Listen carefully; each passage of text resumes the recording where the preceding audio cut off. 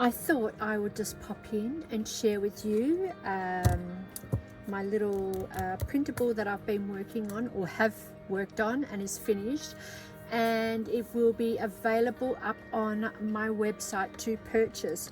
Now, I just thought I would actually show you not only what you actually get in this kit, but also I actually thought I might do like little videos of what you can make with them, and what I've decided to do in making journals, or gift tags, or whatever it might be. So I just thought, yeah, I might just do a little bit of a tutorial to go along with it. Okay, so what I'd like to do is just introduce you to the Tale of the Cottage Diary. Now, this is up to you if you want to use it just because of the settings that you love about it, and it's such a soft, beautiful palette. Whether you just want it for a normal style type journal, I thought about it and thought, well, this would be great for if you've got a cottage garden that perhaps you want to grow your seeds, and you want to keep track of it, and and document that as you go along. So that was my idea behind it. So anyway, so this will be the front cover. Now, you could actually use that as a front cover yourself, but that's obviously how you're going to see it on the actual website. Now, you could, as I said, you could actually use that and print it off and use it for a front cover yourself. So this is what you will get in there. You will get this image here, and then you can reverse it, flip it, shrink it, do whatever you like with it. You'll also get this image in the kit as well, and so it's a combination of these two together. And so that one you will also get in the kit. You'll get a doily in the kit as well, and you can print that on whatever you like, which I'll show you. I've printed well, not necessarily that one. I've just printed like you could print on vellum or something like that. Then there's these little ephemera pieces. I made this little postcard, but these postcards are from a vintage postcard I have already, so I just thought, well, I'll create that into the kit as well because it suited the color palette. And then I also like I've made them in different sizes, so that way you can shrink the images down to whatever size you like to create the actual tag. So once again, I've just done some overlaying here, and to create that beautiful tag on at different sizes that you can cut those out. And then, of course, I've made some other images of these in general, so that way they're in a smaller size in postcards, smaller postcards again. So this is like a postcard size. And then, I've made these like a little swing tags, or little tags that you could pop throughout your journal. No, you can cover over this. You don't necessarily have to have that. You just got to think for yourself what you would like. And then, of course, you can cut out little ephemera cards, or whether it's on cardstock, or to make it more like a card, or you can put it on a thinner paper like I have done here, which you can create like in a paper. I've also printed this one off on vellum. Actually, no, that one's on tracing paper. I didn't have any vellum left. So, but see how it looks great over the top of the writing? I think it just looks beautiful, rather than printing it the way it is. Yeah, so that is my kit. And as I said, in doing that, sorry, I'm just going to turn off my phone for a moment. So yes, so in doing that, you can then start adding and building what things you would like to use. So I've actually I actually printed it off on hard cardstock as well, because I thought, well, I can turn this into, cut obviously the border out if I want to, and I can turn this into like a little mini journal. but I plan to slice that down the middle here and then stretch the what do you call it, spine open, and I'll use that for the down of the spine. So that I might actually do a tutorial on how I add, you know, make a few different types of journals with you. So this would be one that would be the hard cover, right? This is some of the ephemeras that I've chosen to sort of pull out that I think that will actually lend to a beautiful story to this actual color palette printable. So I had some of these green what do you call them, index cards, and you know, just some of these I think they're like a sticker, like a matte sticker. And then I've got some of this paper, which is almost like butcher's paper, not butcher's paper, baking paper that's been printed on. I actually picked up a couple of packets of that. I'll actually show you. They are from, so this is what they actually have created, which is you actually get two rolls of it in one. And I love it. I think it's a great idea. It's almost like, you know, it's like you're using baker's paper, but it's for crafting. So that's pretty cool, and that's what it looks like. It's, you know, it's pretty transparent as well. So we're going to be using that, and I just think that what we can actually add to that. Sorry, I'm just reaching up here to my little.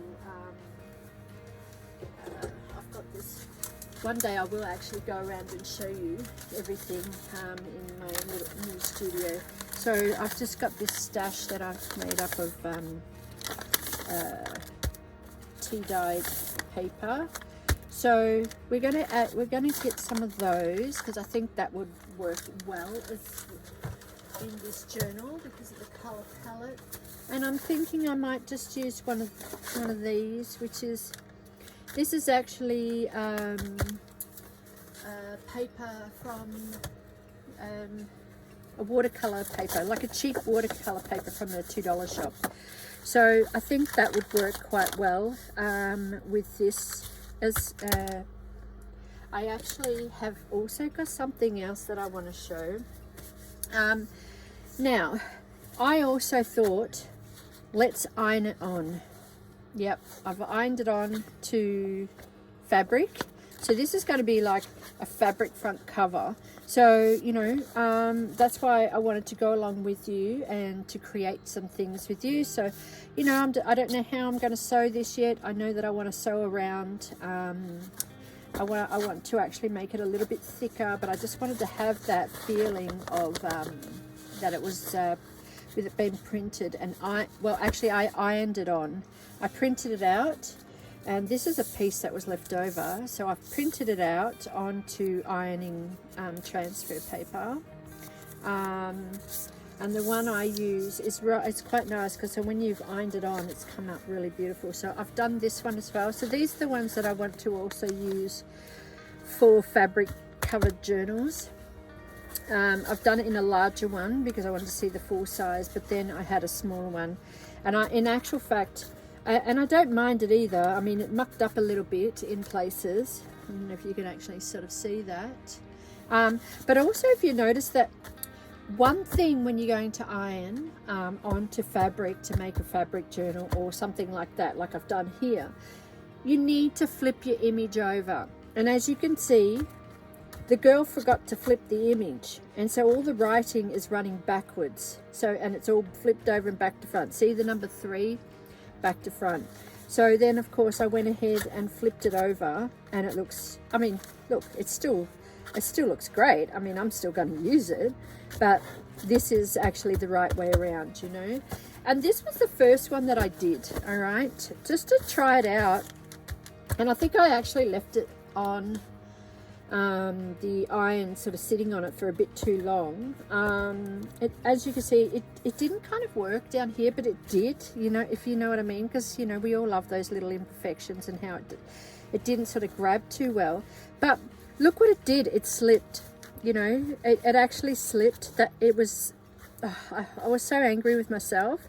And then of course I also forgot to flip the image, as you can tell. See, now if I fold that in half, that there is the back of the cover. That's the back of the you know, if I fold it in half for a journal, and that ends up being the front. So now I'm going to have to create a little something here, maybe a pocket, you know, just sort of to tuck it in here, just to hide that little nonsense that's going on there.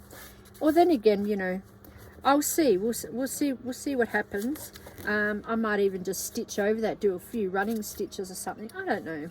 We're still going to work on that. Yes. So as I said, you're probably wondering what is the name of the stuff that that I use to iron, and I will show you what they are. Let me just pop those. So let's put those there too. See how everything's looking quite yummy. And guess what? We're at, oh, here actually, I've got the backs of these. This is all of the papers that I used. This was what I ironed off. All the images were on these, and I've ironed them. So, and I thought, I'm not going to waste those. I'm going to use those in the journal as well, you know. So, and then it's the HP. It's a HP iron-on. I'll get that and I'll show it to you. So we're going to put those there because they're going to be incorporated into the journals as well. All right. So let me just grab that packet so that you can see what they look like. This is the one that I've gotten. So anybody that's in Australia, if you want this one in particular, you can still pick it up. Well, actually, it's a obviously with the lockdown you can't get in. So, well, you can, because it's click and collect only. So this is the iron-on transfer. It's not exactly cheap. So try to use every inch of it. The other thing I thought I wanted to try with that is that because after cutting around some of the things that I was trying out, like I've got another one which I'm not going to show you just yet, but I've decided to do another journal, a series of journals, which as I said, they'll be later on. But anyway, I ended up left with some offcuts, you know. Once I've ironed, before ironing it, I sort of cut it out before I ironed the product that I was going to put on, or my image, and I ended up with all this outer areas. But I didn't want to throw them away because I want to experiment with those, because I think I've got some fabric pens or textures, and I wanted to actually draw on those little pieces, and I wanted to flip it to see if I can iron it, to see if I can actually iron it onto things, but by actually drawing. So I mean, I even thought about just on one of the bigger pieces drawing some artwork of my own and then popping those on. But yes, so at this stage, my lovelies, this is available in my